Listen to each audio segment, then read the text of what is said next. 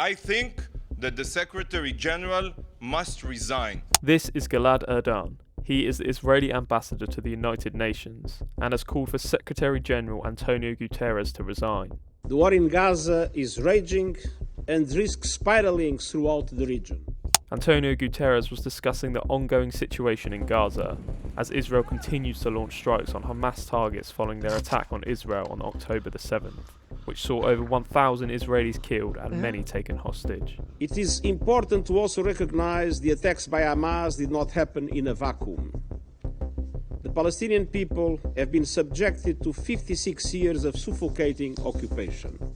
But it was this line that has angered Israeli representatives at the UN Assembly.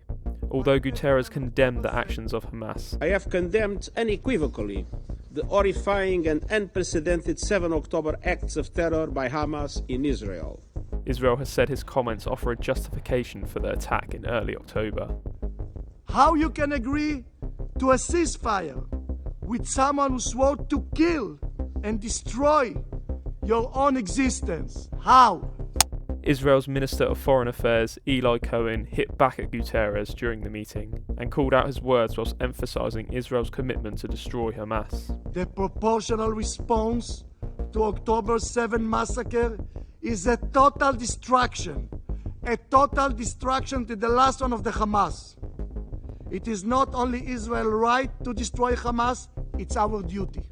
And I think that the Secretary General must resign. Because from now on, every day that he is here in this building, unless he apologizes immediately, today we called him to apologize, there's no justification to the existence of this building. This building was established to prevent atrocities. How can the Secretary General, with his words, justify in any way the terrible atrocities that happened to our civilians, innocent civilians?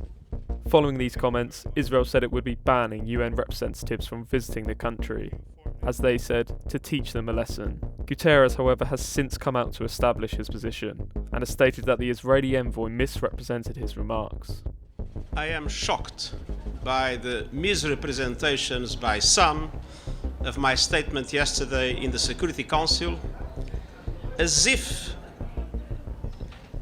I was justifying acts of terror by Hamas. This is false. It was the opposite. In the beginning of my intervention yesterday, I clearly stated, and I quote, I have condemned unequivocally the horrifying and unprecedented 7 October acts of terror by Hamas in Israel. Nothing can justify the deliberate killing, injuring, and kidnapping of civilians, or the launching of rockets against civilian targets, end quote. Indeed, I spoke of the grievances of the Palestinian people. And in doing so, I also clearly stated, and I quote, but the grievances of the Palestinian people cannot justify the appalling attacks by Hamas, end quote. And then I went on with my intervention referring all my positions on all aspects of the Middle East crisis. I believe it was necessary to set the record straight, especially out of respect to the victims and to their families. The war of words comes as the UN has warned it may have to halt its humanitarian work within Gaza, as fuel has nearly run out. Along with Guterres, it has called for a ceasefire to allow humanitarian aid. Israel, however, has rejected these calls and has support from both the US and the UK.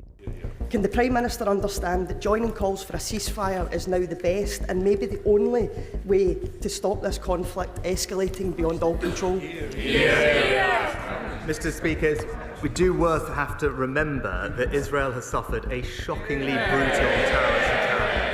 Hamas is responsible for this conflict and has the right to protect itself in line with international law. As the UN Charter makes clear, we will continue to urge the Israelis to follow international law, whilst we also have to remember that Hamas cruelly embeds itself in civilian populations.